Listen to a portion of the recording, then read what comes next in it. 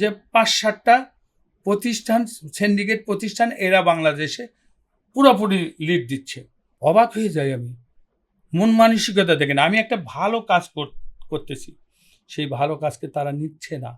বাংলাদেশে বর্তমানে ৫-৬টা কোম্পানি পর বাংলাদেশ চলতেছে। কেন?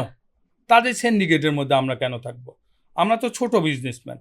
বাংলাদেশ লিড করতেছে, এটা সবাই জানে।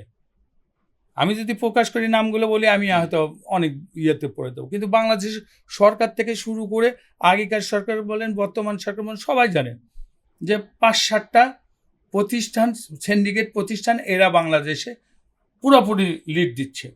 আর তাদের এসানলে, তাদের কোপানলে আমরা পড়ে আছি।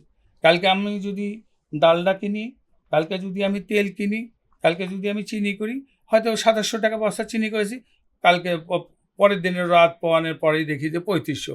আমি এটা প্রোডাকশন ব্যবসা কী অ্যাডজাস্টমেন্ট করব? আমি এটার মধ্যে থেকে কী ভ্যাট দেবো?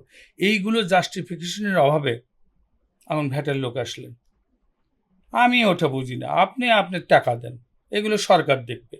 এমনও আমাকে বলা হয়েছে, বলে যে আপনি যে মুসাফির খাওয়ান, এটা দায়িত্ব হচ্ছে সরকারের, আপনি কেন খাওয়ান?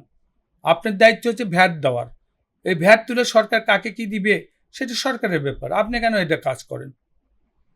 অবাক হয়ে যাই আমি, মন মানসিকতা দেখেন। আমি একটা ভালো কাজ করতেছি, সেই ভালো কাজকে তারা নিচ্ছে না। তারা ওটাকে ইস্যু করে বলতেছে এটার দায়িত্ব সরকারের। আমাকে উৎসাহ না দিয়ে ডিসকারেজ করা হচ্ছে।